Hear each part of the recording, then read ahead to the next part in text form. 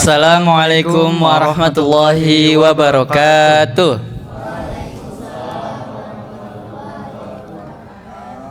Puji syukur kita kepada Allah Subhanahu wa taala yang telah memberikan kita karunia-Nya serta banyak sekali rahmat dan juga kenikmatan yang diberikan kepada kita semua di acara pada sore hari ini. Tak lupa salawat serta salam semoga selalu tercurah kepada Nabi Muhammad SAW, yakni Habibullah yang sangat kita harapkan syafaatnya di yaumil akhir kelak. Amin amin ya rabbal alamin. Oke, selanjutnya yang terhormat Bapak Deden selaku Ketua DKM Masjid Al-Akbar Ermas 2000. Lalu yang saya hormati Bapak Iwan selaku Ketua Panitia Ramadan 1447 Hijriah. Lalu yang saya hormati juga Al-Mukarram Ustadz Harun Kodaru Ramadan selaku pengisi acara pada kajian kali ini. Yang saya hormati Bapak serta Ibu Jamaah Masjid Al-Akbar Ermas 2000 dan juga para panitia. Dan juga yang saya banggakan teman-teman yang telah hadir pada kajian kali ini. Saya ucapkan terima kasih banyak. Oke, sebelum itu perkenalkan kami berdua, saya Muhammad B. Pratama dan saya Ahmad Rafiq Kila selaku pemandu acara pada kajian kali ini dengan judul Jangan Jadi Orang Yang Merugi di Bulan Ramadan. Oke, maka dari itu mari bersama-sama kita mengucapkan basmalah. Bismillahirrahmanirrahim. Selanjutnya untuk susunan acara akan dibacakan oleh Rafif. Silakan Rafif. Registrasi pembukaan sambutan. Baca itunya aja. Oke, untuk susunan acara yang pertama yaitu adalah registrasi, dilanjut dengan pembukaan, sambutan dan materi Ustadz, dan dilanjutkan dengan sesi tanya jawab, kuis dan door prize, dan diakhiri dengan doa penutup, foto-foto dan diakhiri dengan buka puasa. Oke, baik, langsung saja kita ke sambutan yang pertama yaitu kepada Bapak Deden selaku DKM Masjid Al-Akbar Ermas 2000. Kami persilakan.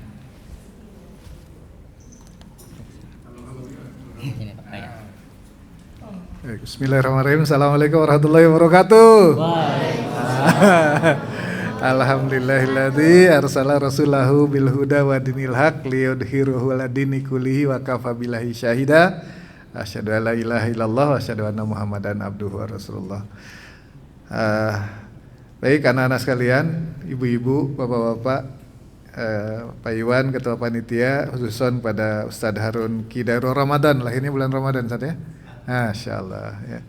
Alhamdulillah hari ini kita teman-teman remaja ini bikin kegiatan. Saya kira kegiatan ini sebetulnya penting banget deh buat kalian ya. Hanya kadang-kadang hujan barusan ya. Jadi hujan ini dari rumah udah siap-siap gitu kan. Wah, udah ada hujan, tidur lagi dah ya. Pada kagak jadi dah ke sini ke masjid ya. Tapi yang paling penting begini anak-anak ya, bahwa ini adalah kegiatan model seperti ini jangan dianggap bahwa sebagai kegiatan yang sia-sia. Karena apa? Karena pasti ini akan bermanfaat ya, bukan hanya sekarang tapi yang paling penting adalah nanti di masa mendatang. Ya. Kenapa? Ya, karena seringkali nasihat-nasihat di masa kecil seperti kalian ini, apalagi ada nasihat-nasihat baik, itu seringkali terkenang dan itu menjadi memori yang sangat dalam yang ada di dalam sanubari kita. Dan biasanya akan muncul lagi pada saat sudah kayak bapak begini, udah tua begini. Ingat dulu ya, dinasehatin sama ustadz, kemudian ikut kegiatan ceramah, ikut kegiatan pesantren kilat gitu kan, kalau yang tidak ikut pesantren.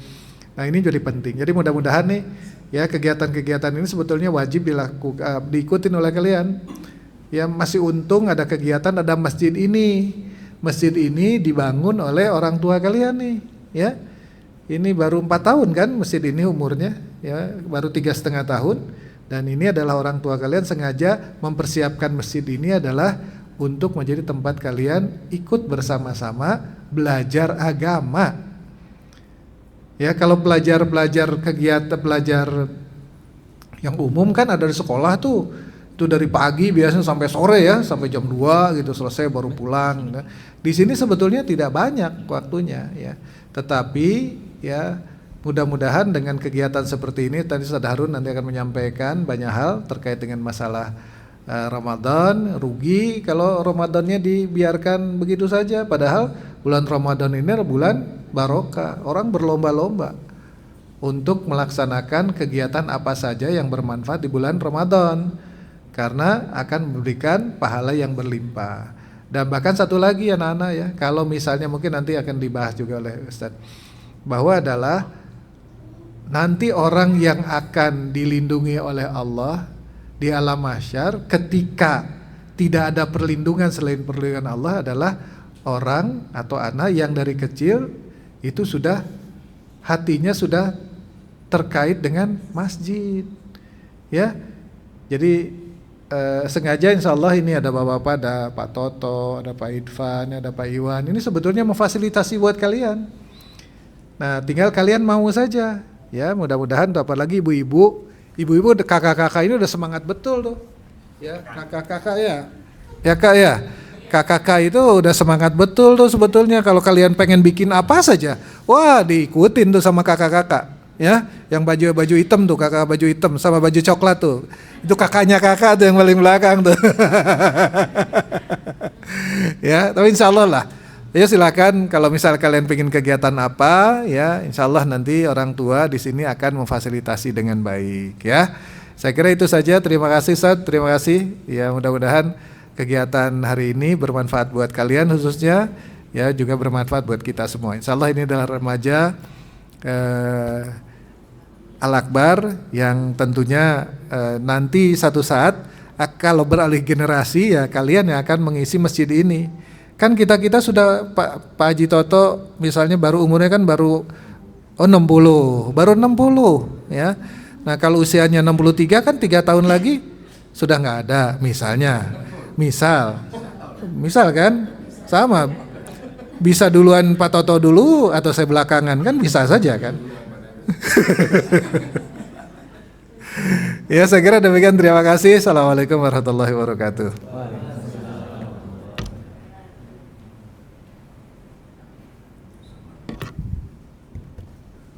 Selanjutnya, sambutan dari Ketua Panitia Ramadan kepada Pak Iwan kami persilahkan.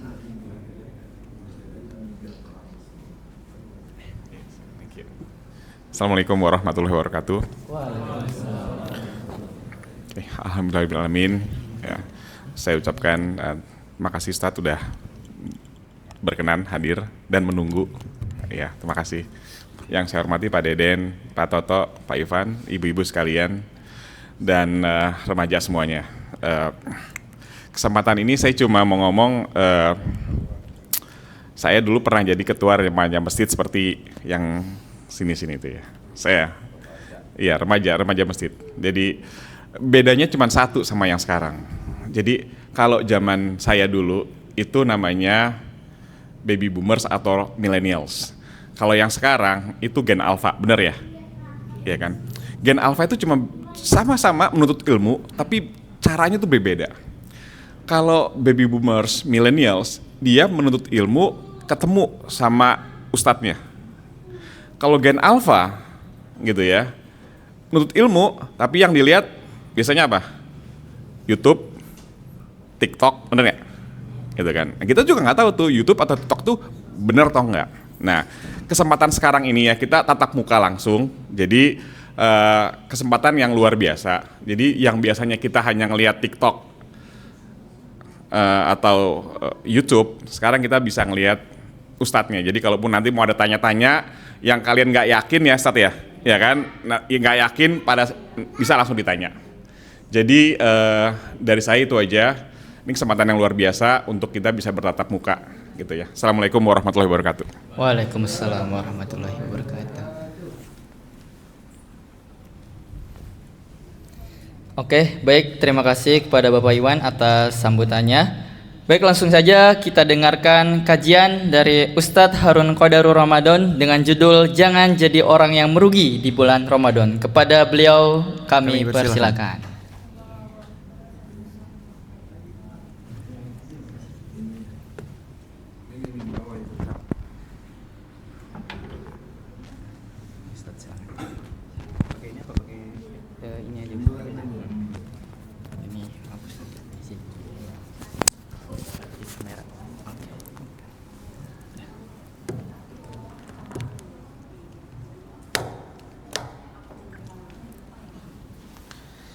Mohon izin nih Pak.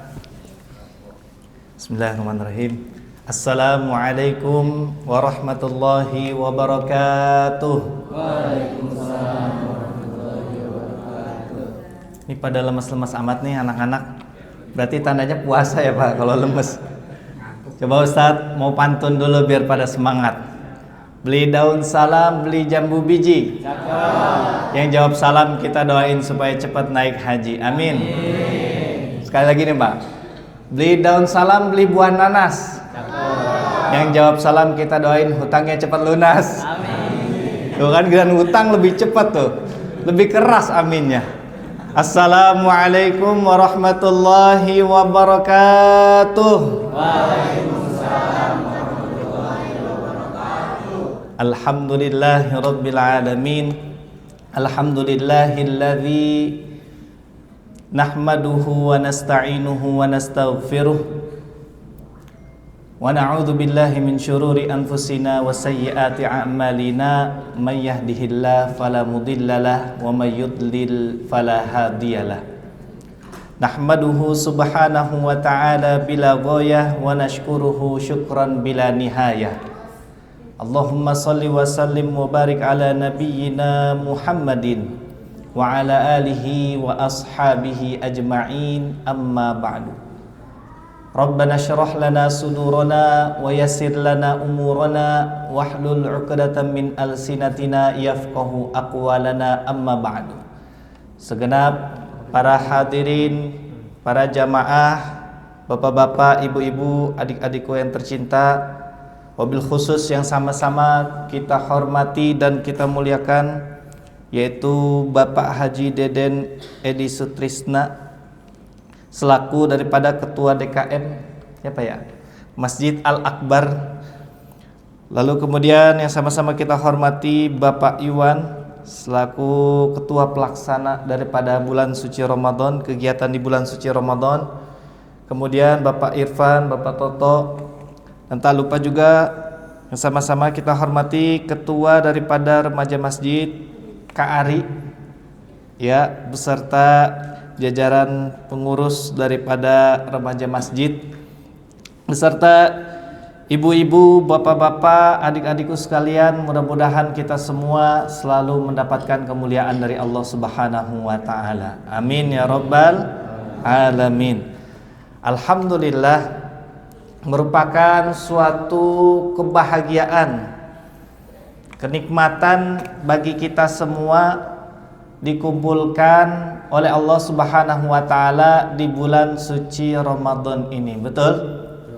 Karena barangkali ada di antara saudara kita, teman kita, atau bahkan mungkin pasangan hidup kita yang tahun lalu bertemu dengan berjumpa dengan bulan suci Ramadan, tahun ini tidak Allah izinkan bertemu dengan bulan suci Ramadan karena sudah yang dipanggil oleh Yang Maha Kuasa.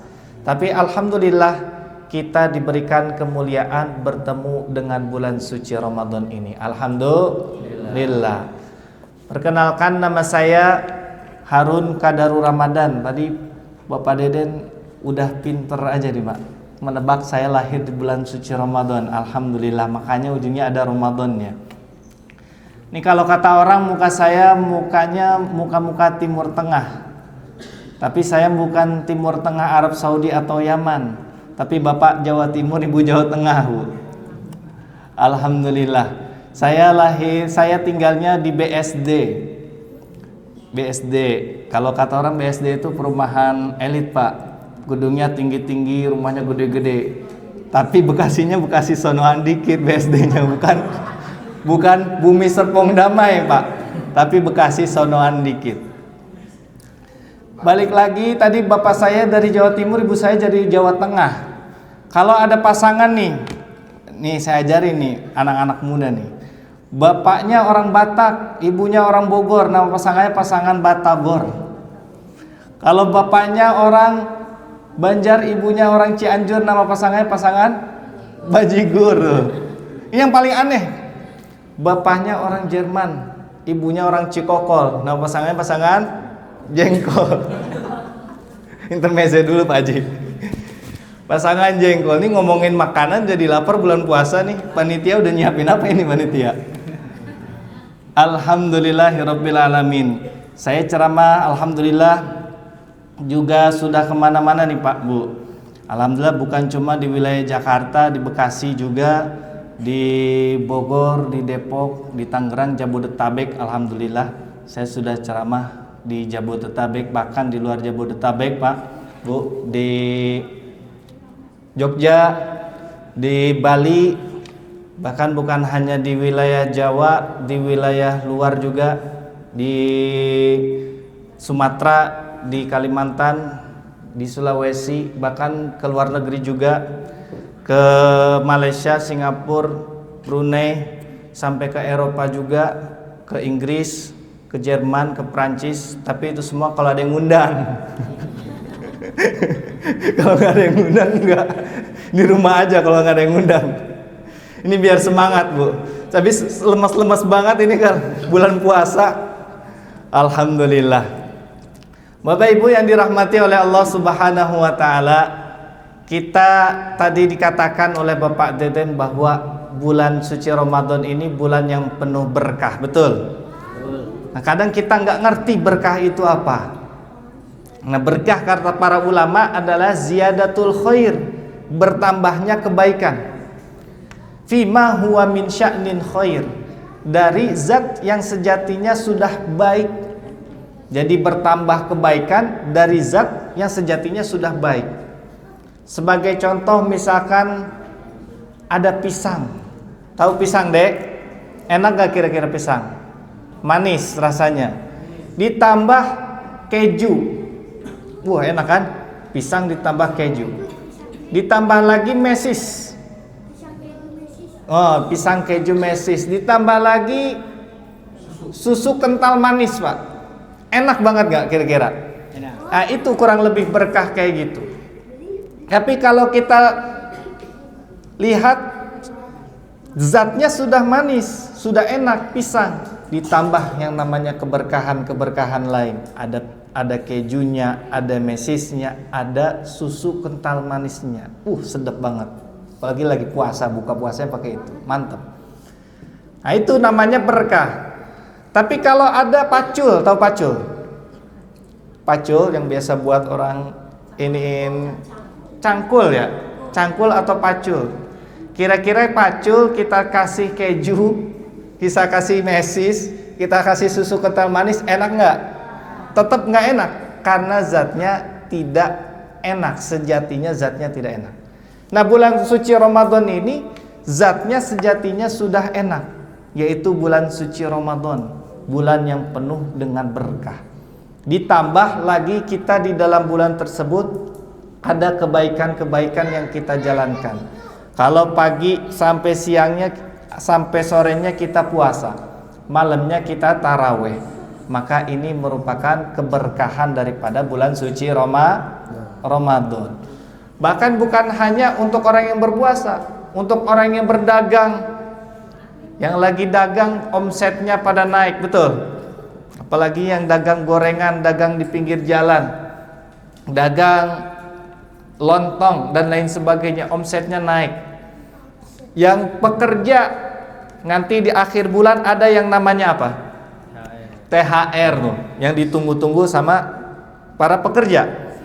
Yang anak-anak juga dapat ya THR dari orang tuanya, dari omnya, dari tantenya, dari keluarganya, dari kakaknya yang sudah bekerja dan lain sebagainya. Berkah. Ramadan ini bulan yang penuh dengan berkah, penuh dengan kebaikan. Jadi Ramadan bulan yang penuh dengan berkah, penuh dengan kebaikan. Tidak melulu yang namanya keberkahan itu selalu disandingkan dengan yang namanya rezeki, tapi disandingkan dengan yang namanya keberkahan. Alhamdulillah kita dikumpulkan oleh Allah Subhanahu wa taala dalam keadaan sehat walafiat. Yang mana nikmat sehat walafiat ini nikmat yang paling dirindukan oleh orang-orang yang sakit, betul? Nah, orang yang sakit nggak ada yang kepengen mobil mewah, Pak. Ada orang yang sakit kepengen mobil mewah.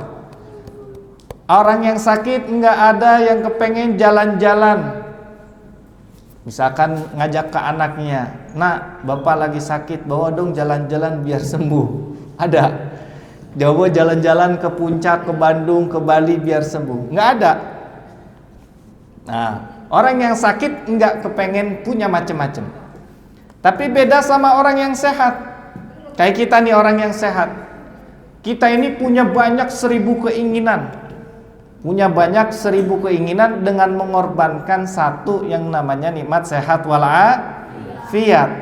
Tapi kalau orang yang sakit, dia tidak punya banyak 1000 keinginan. Yang dia inginkan hanya satu, yaitu nikmat sehat walafiat.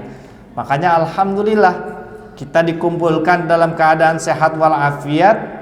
Kita manfaatkan nikmat sehat kita untuk beribadah kepada Allah Subhanahu wa taala.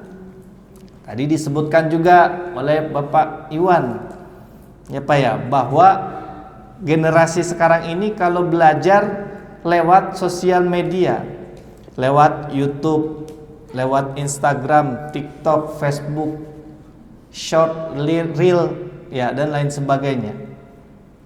Nah, berbeda dengan belajar agama. Kalau belajar agama, tingkatan tertinggi seorang belajar agama itu adalah talaqi wal musyafahah. Bertemu secara langsung dengan guru, itu tingkatan belajar penyampaian kita mendapatkan ilmu yang paling tinggi. Dia bertemu, talaqi wal musyafahah. Nah, ada tingkatan yang paling rendah dalam menuntut ilmu, namanya wijadah. Wijadah itu contoh misalkan kita nggak tahu suatu hukum, terus akhirnya kita buka HP, kita cari di Google, apa hukum ini, apa hukum itu, keluar di Google banyak jawaban, dan akhirnya dari jawaban itu kita pilih sesuai selera kita, betul nggak Pak? Pilih sesuai selera dong, kan nggak mungkin kita pilih yang nggak sesuai selera, kita pilih sesuai selera kita. Jebret, ketemu, ini ilmu yang saya dapatkan gitu. Itu tingkatannya wijadah namanya, nemu. Wijadah itu nemu, bukan talaqi wal musyafahah. Maka tidak bisa belajar agama ya, bukan belajar ilmu umum. Kita baca konteks agama itu dengan cara wijadah seperti itu, cara nemu, nggak bisa. Harus bertalaqi dan musyafahah. Kalau tadi yang alat tadi Google, ilmu pengetahuan, kemajuan teknologi dijadikan sebagai alat saja. Contoh, kita menemukan suatu perkara, kita temu jawabannya di Google. Tidak kita telan mentah-mentah, tapi kita tanyakan kepada guru yang berkompeten. Seperti itu. Kita, jawabannya seperti ini. Kita tanyain sama guru kita, Pak Ustadz, Pak Guru, kira-kira jawaban seperti ini betul nggak? Kamu nemu di mana? Di Google. Baru dijelasin. Di situ ada perbedaan pendapat. Di situ ada khilaf. Di situ ada ulama yang mengatakan begini, ada mengatakan begitu. Berbeda kalau kita langsung comot mentah-mentah dari Google. Maka itu tingkatan ilmu yang paling rendah, namanya wijadah. Tapi Bapak Ibu sekalian, anak-anakku sekalian, lagi melaksanakan tingkatan menuntut ilmu yang paling tinggi, yaitu talaqi wal musyafahah, bertemu secara langsung dengan guru untuk belajar agama. Ini tingkatan paling tinggi.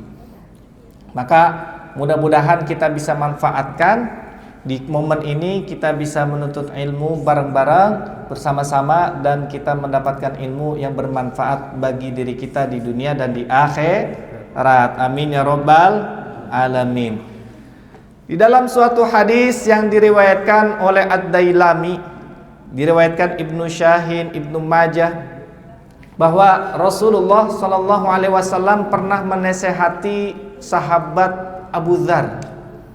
Sahabat Abu Dzar, ya Abu Dzarrin, la antaghduwa fata'allama ayatan min kitabillah khairun laka min an tusalliya mi'ata rakaah, wala antaghduwa fata'allama baban minal ilmi umila bihi aw lam yu'mal bihi khairun laka min an tusalliya alfa rakaah. Yang artinya Nabi SAW pernah menasihati sahabat yang bernama Abu Dzar. Dinasihati oleh Nabi SAW. Wahai sahabat Abu Dzar, kalau engkau menuntut ilmu, mempelajari satu ayat saja dari kitabullah, dari Al-Quran, maka itu lebih baik darimu jika kamu sholat 100 rakaat. Sholat sunnah 100 rakaat itu belajar satu ayat. Kalau engkau belajar satu bab daripada suatu ilmu, maka lebih baik daripada engkau sholat 1000 rakaat. Ini pahala luar biasa dari orang yang menuntut ilmu. Jadi pahalanya kurang lebih sama dengan orang yang sholat 1000 rakaat. Di sini ada nggak yang udah pernah sholat 1000 rakaat? Belum ada. Ini jamaah Masjid Al-Akbar belum ada yang sholat sunnah 1000 rakaat. Belum ada. Sama Ustaz juga belum pernah. Oh, udah ada. Oh, Masya Allah, Bu Haji luar biasa nih. Oh, sholat semalaman nggak 1000 rakaat. 1000 rakaat. Masya Allah, tabarakallah, alhamdulillah. Ada yang ternyata yang udah pernah sholat sunnah 1000 rakaat, luar biasa. Saya sendiri belum pernah, Bu. Alhamdulillah belum pernah. Makanya kalau yang belum pernah sholat sunnah 1000 rakaat, kita hadir datang ke majelis ilmu dengan niat menuntut ilmu, insya Allah kita akan mendapatkan pahala yang Rasulullah janjikan, yaitu pahala sholat sunnah 1000 rakaat. Minimal 100 rakaat kita dapat. Satu ayat saja kita belajar. Ya, kalau iman modelan-modelan kayak kita, jangankan sholat 1000 rakaat. Kadang kita sholat sunnah tarawih aja kita milih-milih, Pak. Milih-milih imamnya siapa ini. Kalau imamnya bacanya lambat, kadang kita nggak hadir. Imamnya bacaannya kurang merdu, kadang kita nggak hadir. Kita pilih-pilih tuh sholat sunnah tarawih. Modelan iman-iman kayak kita. Makanya kalau cuma ada majelis ilmu, ketimbang hadir, datang duduk mendengarkan, mendapatkan ilmu, insya Allah kita akan mendapatkan pahala yang Rasulullah janjikan, yaitu pahala sholat sunnah 1000 rakaat. Amin ya rabbal alamin. Kalau Rasulullah yang udah mengucapkan mah nggak usah diterka-terka, Pak, Bu. Bener nggak tuh ya perkataan Rasulullah? Nggak bisa begitu. Kalau Rasulullah udah yang ngomong, Rasulullah udah yang berbicara, maka dia adalah orang yang tidak pernah berdusta dan berbohong. Wa may yantiqu 'anil hawa in huwa illa wahyu yuha. Rasulullah itu adalah orang yang ucapannya tidak keluar daripada hawa nafsu. Ucapannya tidak keluar dengan hawa nafsu beliau, tapi ucapan daripada Rasulullah adalah wahyu dari Allah Subhanahu wa taala. Maka mudah-mudahan kesempatan ini menambah pahala kita semua. Amin ya rabbal alamin. Bapak Ibu yang dirahmati oleh Allah Subhanahu wa taala, tema kita pada sore hari ini yaitu adalah jangan menjadi orang yang merugi di bulan suci Ramadan. BTW, by the way, ini sampai jam berapa? Sampai maghrib. Ini Ustaz, kayak jam 17.40. Biar ada persiapan berbuka apa segala macam, jadi saya bisa ngira-ngira nih, bisa ngeker kalau kata orang. Sampai jam berapa kira-kira? 17.45an. 17.45. Oh, tinggal sebentar lagi dong, 15 menit lagi. Baik, alhamdulillah. Tema pada sore hari ini yaitu kita jangan menjadi orang yang merugi di bulan suci Ramadan.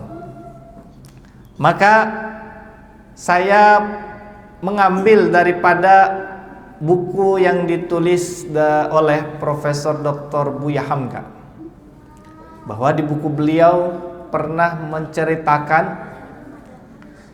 ada suatu kisah, yaitu Raja Iskandar Zulkarnain ketika hendak menaklukkan suatu tempat.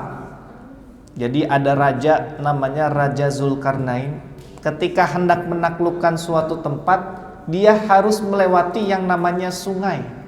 Melewati apa? Yang namanya sungai. Sungainya harus dilewatin. biar bisa mencapai tujuan tempat yang akan ditaklukkan.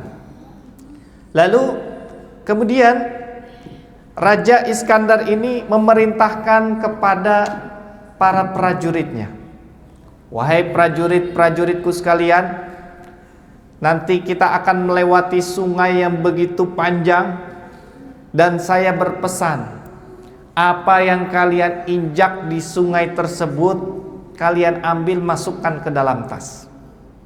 Rajanya berpesan seperti itu. Yang kalian injak ambil dan masukkan ke dalam tas. Di sungai kan ada apa aja ya? Ada batu, bahkan ada beling ya, ada kotoran dan lain sebagainya. Tapi raja nggak bilang yang harus diambil yang mana, nggak bilang. Cuma bilang kalau nginjek nemu sesuatu ambil, taruh, masukin ke dalam tas. Kata si Raja Iskandar, namanya Iskandar Zulkarnain.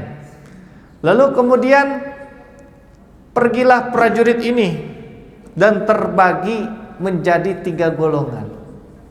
Golongan pertama ada prajurit yang menganggap pesan daripada Raja Zulkarnain ini sia-sia. Yang ngapain dimasukin ke dalam tas? Paling isinya batu di dalam sungai, betul? Nggak ada di dalam sungai. Misalkan kita nemu emas 10 kilo, nggak ada. Paling isinya batu.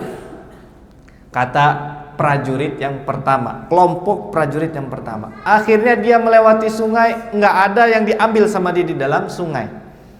Satu pun tidak ada yang diambil daripada prajurit ini. Melewati sungai, nggak ngambil apapun sehingga tasnya kosong. Akhirnya ada prajurit, kelompok prajurit yang kedua. Wah, kayaknya ini nggak enak kalau kita nggak ngambil apa-apa. Minimal kita ambil deh sedikit, biar bisa nanti kalau dicek sama raja nggak malu-maluin, ada isinya. Akhirnya yang kelompok kedua ngambil seadanya, sedikit aja, sekedar ada, biar nanti kalau dicek sama raja ada isinya. Akhirnya diambil tuh, tapi nggak banyak, seadanya aja, sekedar biar dibilang kerja lah sama raja gitu. Lalu ada golongan yang ketiga, dia patuh banget sama rajanya. Tadi raja bilang apa yang diinjak ditemuin ambil, masukin ke dalam tas, mau apapun itu ambil. Akhirnya yang golongan ketiga ini ngambil, diambil semua yang diinjak, kan banyak ya kan. Kita kalau di sungai itu nginjak apa aja kita injak, banyak tuh kita ambil. Sungainya panjang, banyak, sampai akhirnya tasnya penuh, sampai berat itu tasnya. Akhirnya sampailah raja dan prajurit di ujung sungai, di ujung tempat tujuan. Akhirnya benar, ternyata raja nyuruh untuk dibuka satu persatu tasnya dan cek satu persatu isinya. Akhirnya kelompok yang pertama tadi yang nggak bawa apa-apa dibuka, kosong, nggak ada isinya sama sekali tasnya. Lalu kelompok yang kedua dibuka, ternyata isinya bukan batu, isinya intan berlian. Namun cuma sedikit yang dia ambil. Dia nyesel, ya kalau tahu ini intan berlian tadi gua ambil banyak ini. Tapi ternyata isinya cuma sedikit, karena dia ngambil cuma seadanya. Golongan yang ketiga, dia ngambil banyak, penuh tasnya sampai berat, pas dibuka ternyata isinya intan berlian juga. Akhirnya pelajaran dari ini apa? Orang yang pertama tadi yang nggak bawa apa-apa, rugi dia. Ngelihat temennya yang bawa apa-apa, yang bawa intan berlian. Orang yang kedua pun rugi. Tahu gitu saya bawa banyak tadi. Kalau tahu intan berlian, saya taunya kayaknya batu tadi yang diinjak, kenapa jadi intan berlian, ya kan? Orang yang kedua itu tahu, kalau tahu itu intan berlian bakalan diambil semua sama dia, ya kan? Bahkan kalau perlu nggak cuma tas deh, bawa kresek, bawa kantong, bawa yang lainnya pak. Ya apa yang bisa dibawa bawa deh. Orang yang ketiga beruntung karena dia nggak mikir panjang apa perintah raja. Raja nyuruh begini, ya udah dia kerjain. mau itu batu, mau itu berlian, mau itu beling, selama raja yang nyuruh, insya Allah ada kebaikan bagi para prajuritnya. Nggak mungkin seorang raja menjerumuskan prajuritnya, betul? Ya, ada komandan ngejerumusin prajuritnya, bisa dipecat komandannya, pasti disuruh yang baik. Nah, pelajaran dari itu apa? Yang pertama, bisa kita ilustrasikan orang yang tidak membawa apa-apa di bulan suci Ramadan. Makanya ada hadis baginda Rasulullah SAW, raghima anfu rajulin, ya, orang yang sangat merugi di bulan suci Ramadan itu apa? Ketika bulan suci Ramadan datang dan berlalu, dosanya tidak diampuni oleh Allah Subhanahu wa taala. Ini orang yang pertama, yaitu yang tidak membawa apa. Ya, di siang harinya enggak puasa. Kalaupun puasa setengah hari. Ya, di rumah enggak ada orang, buka kulkas, enak nih kayaknya, seger ya, deh. Seger minumannya tuh, ketawa-ketawa dia. Seger minumannya, enak ini kayaknya, bolehlah dicoba sedikit, seruput sedikit, ya batal akhirnya. Tapi nggak ada yang tahu. Kalau malam taraweh juga males-malesan, ogah-ogahan. Ya, lagi males taraweh, nggak usahlah taraweh gitu. Nah, itu golongan orang yang pertama yang tidak mendapatkan apa-apa di bulan suci Ramadan. Bahkan yang paling menyesal, paling merugi adalah yang tidak diampuni dosanya oleh Allah Subhanahu wa taala. Karena bulan suci Ramadan ini dari pagi ke sore, siang harinya diampuni, malam harinya diampuni. Mana hadisnya? Sudah kita hafal semua. Man shoma ramadhana imanan wahtisaban ghufira lahu ma taqaddama min dambi. Orang yang berpuasa Ramadan dengan iman dan dengan mengharap pahala dari Allah, maka diampuni dosanya yang telah lalu. Ini siangnya.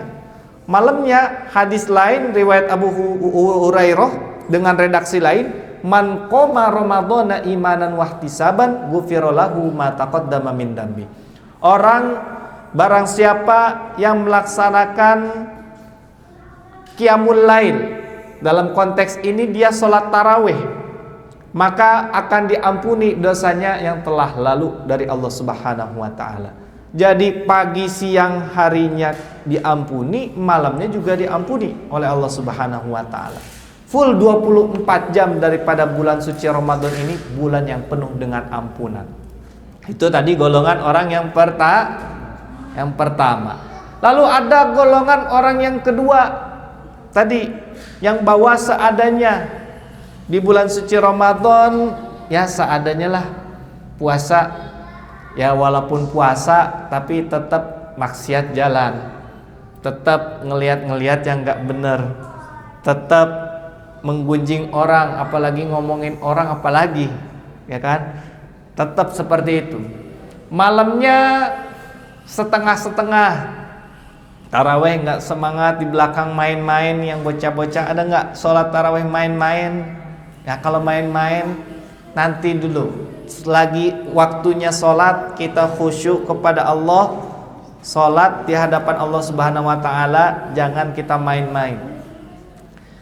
Infak, sedekah seadanya ataupun tidak semaksimal mungkin.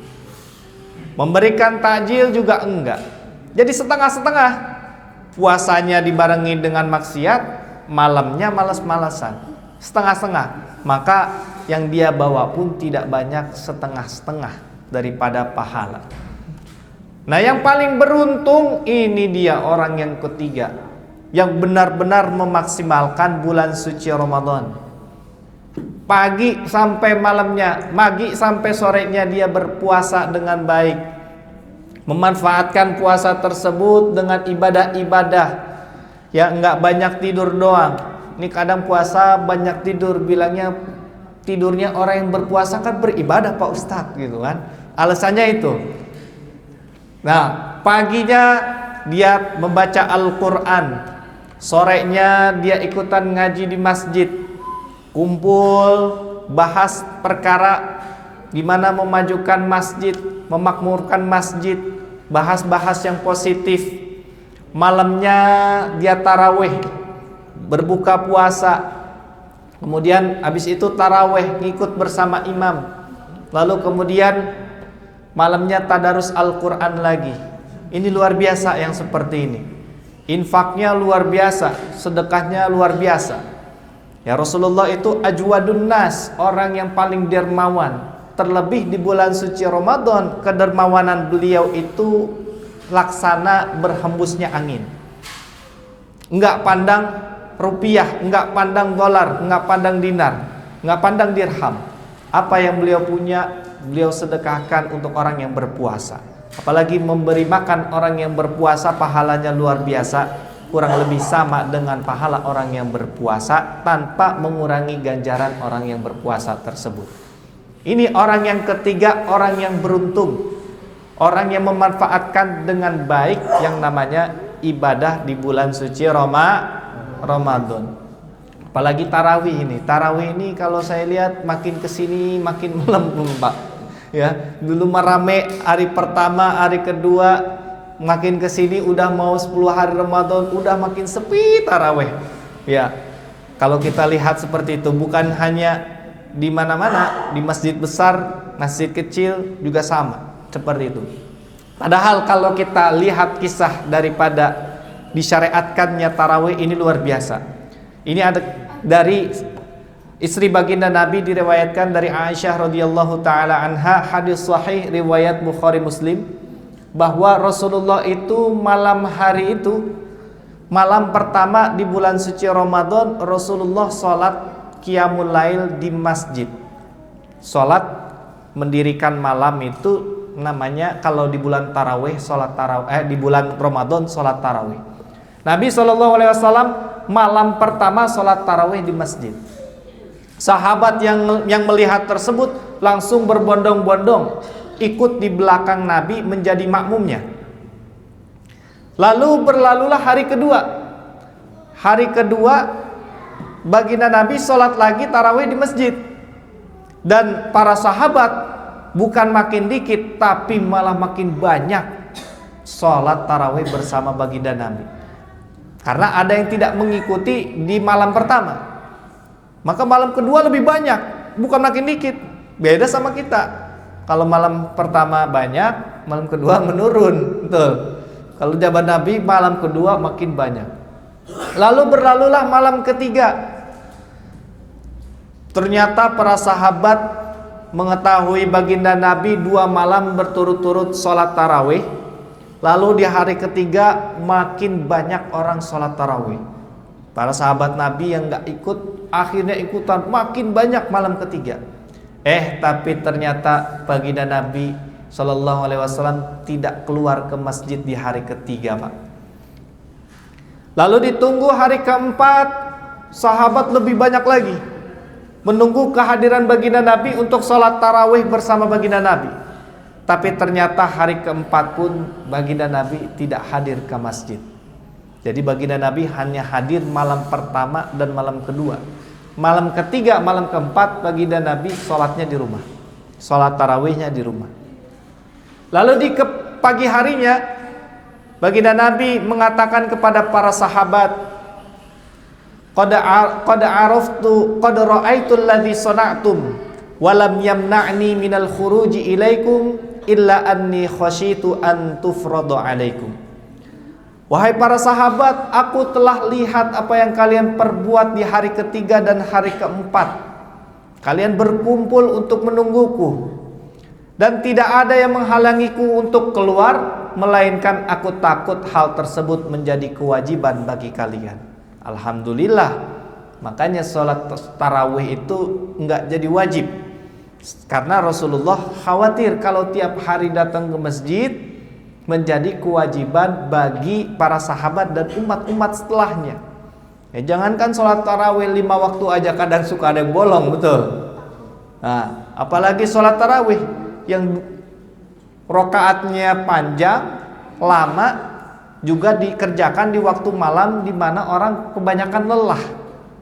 Tapi para ulama menghukumi daripada hadis ini, memberikan hukum untuk sholat tarawih, hukumnya menjadi sunnah muakkadah. yaitu sunnah yang dianjurkan, yang levelnya di atas sunnah, di bawah wajib. Jadi tengah-tengah di antara sunnah dan wajib levelnya nih. Jadi hampir mendekati wajib. Makanya kalau kita ada sholat sunnah tarawih, kita hadir ke sholat sunnah tarawih tersebut. Bahkan dalam hadis lain dikatakan, innahu man qoma ma'al imami hatta yansharif kutiba lahu qiyamul lailah. Barang siapa yang sholat tarawih bersama imam sampai selesai, maka dia akan mendapatkan pahala sholat semalam suntuk, sholat semalaman.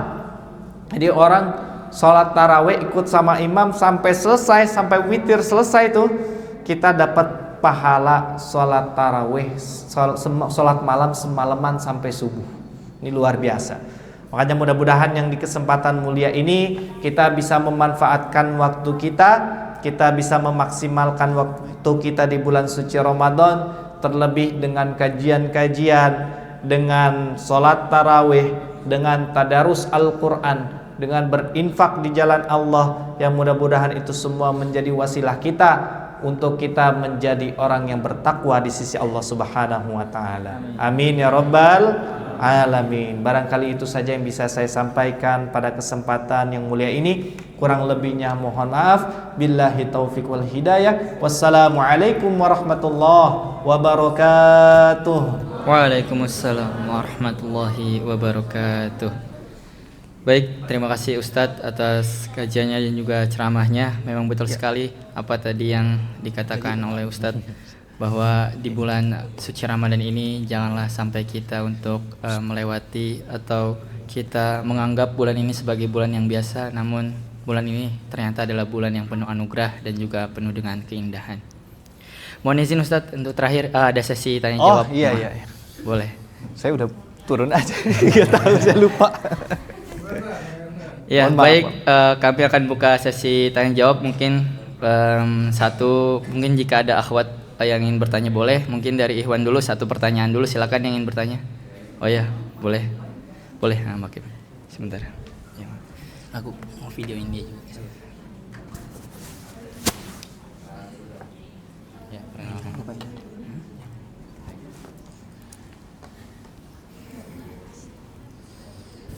Bismillahirrahmanirrahim. Tes. Assalamualaikum warahmatullahi wabarakatuh. Waalaikumsalam warahmatullahi wabarakatuh.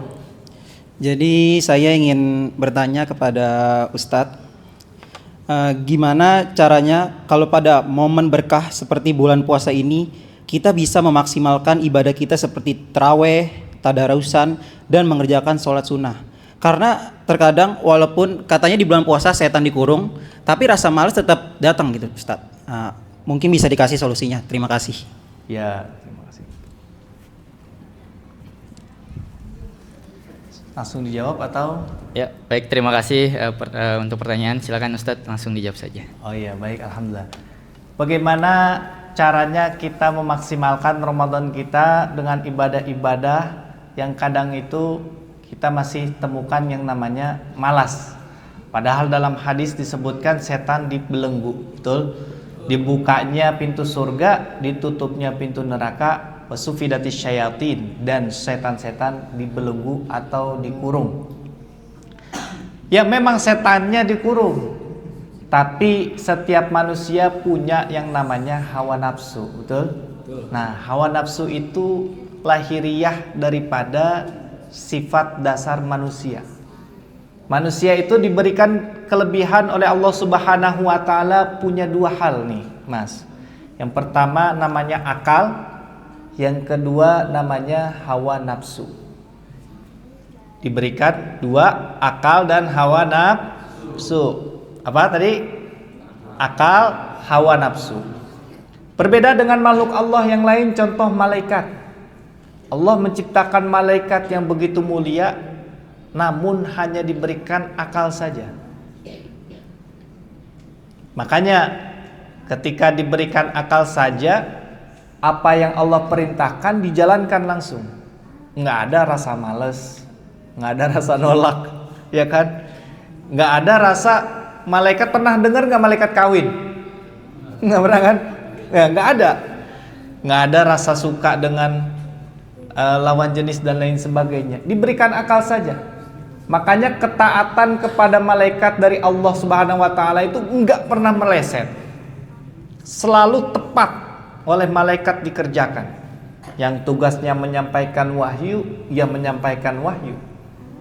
Yang tugasnya mencabut nyawa, ia mencabut nyawa. Enggak pernah meleset. Kali barangkali salah nyabut nyawa, mestinya yang sebelah kanan yang cabut sebelah kiri. Enggak pernah kayak gitu malaikat. Enggak pernah meleset dalam melaksanakan ketaatan kepada Allah Subhanahu wa taala.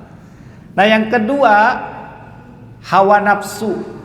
Apa makhluk yang Allah ciptakan hawa nafsu saja, tidak diciptakan akal? Ada yang tahu? Hewan, betul. Hewan, binatang itu Allah ciptakan hawa nafsu saja, tidak menciptakan akal. Makanya hewan itu kalau kita lihat kuda itu kalau keliling-keliling kan telanjang ya. Iya, nggak pernah malu kan? Nggak pernah malu. Gitu. Nggak punya akal dia. Dia cuma punya hawa nafsu. Apa namanya? Kucing apalagi tuh.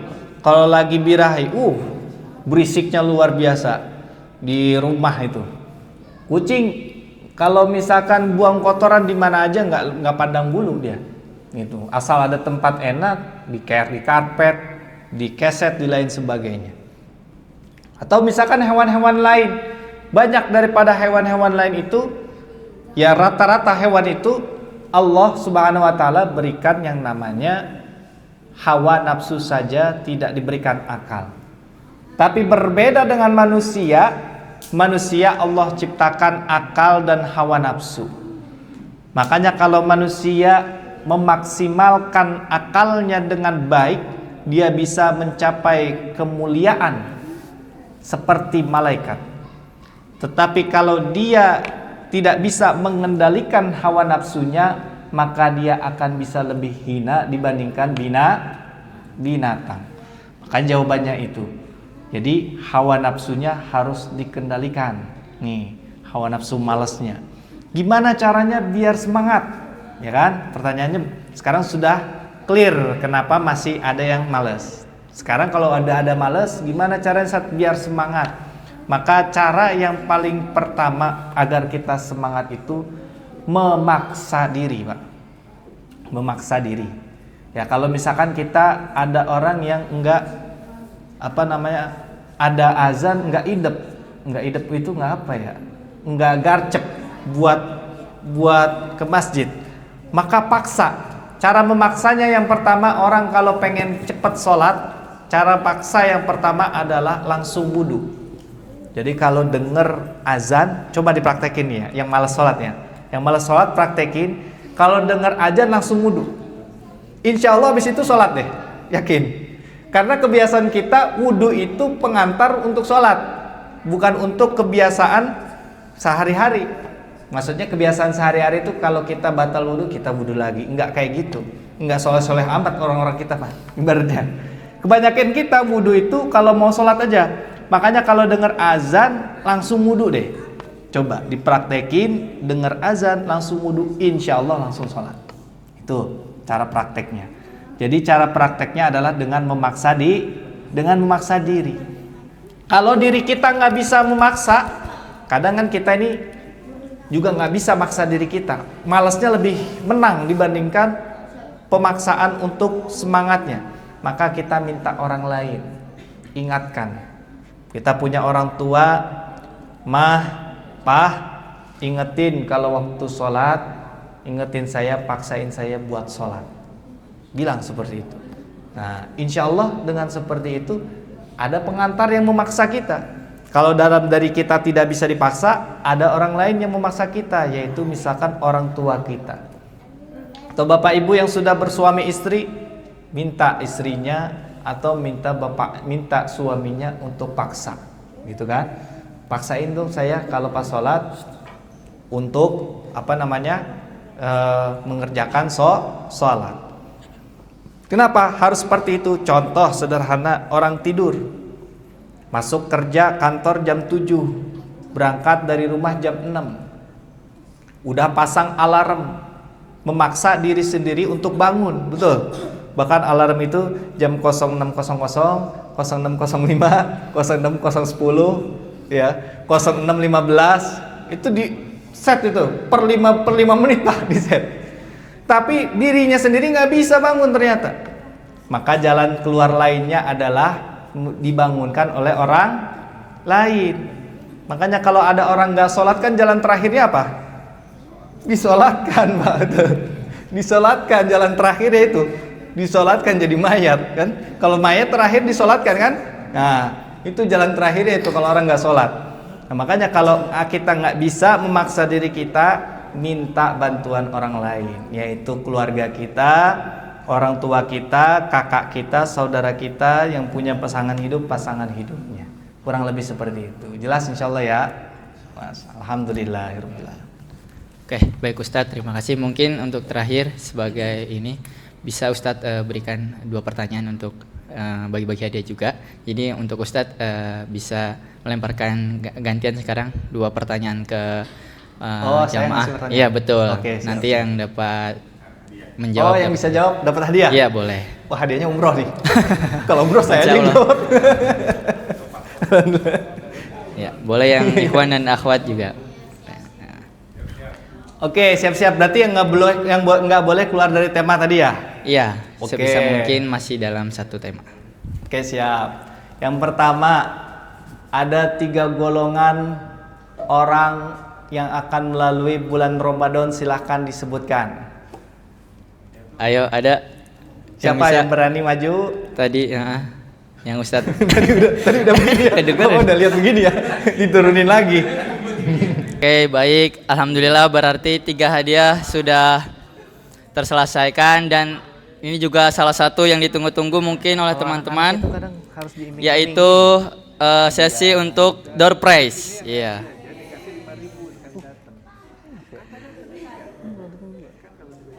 Aduh lupa sebentar. Kita masuk ke sesi door prize ya teman-teman. Jadi yang tadi di awal teman-teman sudah dapat angka, dipegangkan angkanya ya yang di kertas. Ya. Ya kita pakai spin aja ya. Jadi di sini total alhamdulillah ada 1 sampai 30 angka yang tersebar. Jadi kita spin aja mungkin. Oke, Rafif boleh untuk door prize pertama kamu yang mencet. Bismillahirrahmanirrahim. Anak saya kelas 1 SD, Pak. Saya janjiin. Angka pertama sebentar. Belum putus. Nomor 16. Tahun lalu Siapa? Nomor 16. Oi. Selamat. Oke, tunggu di sini dulu. Oke. Mahir kan kalau dapat. Oke, selanjutnya Pip kan ada 3. Oke. Aku aja deh. Sekarang door prize penerima yang kedua. Dapat apa ya? Emang karena masih kecil, sering saya suruh buka aja sih. Nomor Akhirnya nyiasatinya tidur siang, tadinya nggak pernah. 14. Siapa nomor 14? Oke, yang kecil-kecil juga. Yang gedenya ngalah dulu ya. Oke, terakhir Rafif boleh dipencet lagi ya. Bismillahirrahmanirrahim. Dilihatin angkanya. Ini orang kompleks semua, Pak. Kompleks semua ya, bukan ada yang orang luar ya. Nomor 9. Sebentar. 9. Itu. 6 atau 9? Itu angkanya kembar ya? Oh, bawa banyak berarti. Bawa banyak. Oh ya 9 atau ya 9 silakan boleh. Yang ini aja oke. Oke mungkin yang door prize mungkin bisa dari ibu-ibu yang ngasih semuanya. Iya Bu Rike boleh. Iya 9 betul. Boleh ke tengah teman-teman. Ke tengah. Ibu ketua. Ya mau dikasih hadiahnya. Oh iya. Oke. Ada, Pak. Pip tolong fotoin dong Pip ini. Ada. Sama tuh Ibu Dini. Boleh. Ibu Dini boleh mohon izin Ibu. Boleh.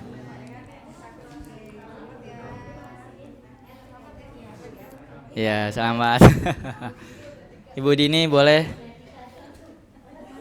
Selanjutnya Ibu Dini mungkin bisa memberi hadiah. Ini Ibu DKM. Ketua Menteri Taklim. Oh, ini. Oh iya Ibu. Silakan. Iya. Oke, foto dulu Ibu. Oh, dan nanti ganti-gantian ya. Remaja, ketua, Ari. Oh ya boleh, Kari. Betul. Ya ini terakhir Kak, maaf. Yang terakhir, yang warna merah, iya. Boleh tepuk tangan. Oke, sudah. Oke, foto bareng-bareng Kak. Mungkin Kari bisa di sini. Oke. Foto Bang, semuanya tolong.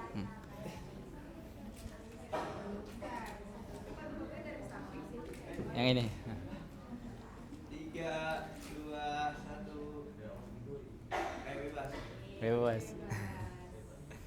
3, 2, 1. Oke. Oke. Terima kasih Bu Rike, Ibu Dini dan Kak Ari. Oke, silakan tutup Pip. Nah, gantian ya kamu yang tutup. Baik, telah selesai rangkaian. Sini udah dikasih coklat. Oh gitu, maaf. Biar nggak ribet. Baterai kedua. Iya. Pakai HP situ bisa. Oh, bisa. Nih. Tapi kalau kemarin malah itu. Baik itu semua rangkaian. Rangkanya sama. Sekarang kalian bulan Ramadan ngapain? Bismillah. Baik, itu semua rangkaian-rangkaian acara pada hari ini. Capek banget. Nah, setelah ini teman-teman boleh menunggu hingga waktu berbuka. Atau mungkin boleh langsung pulang dan mungkin Ya berbuka di rumah bisa. ya mungkin bisa berbuka di rumah. Baik, itu saja dari kami berdua. Jika ada kekurangan mohon dimaafkan. Wassalamualaikum warahmatullahi wabarakatuh.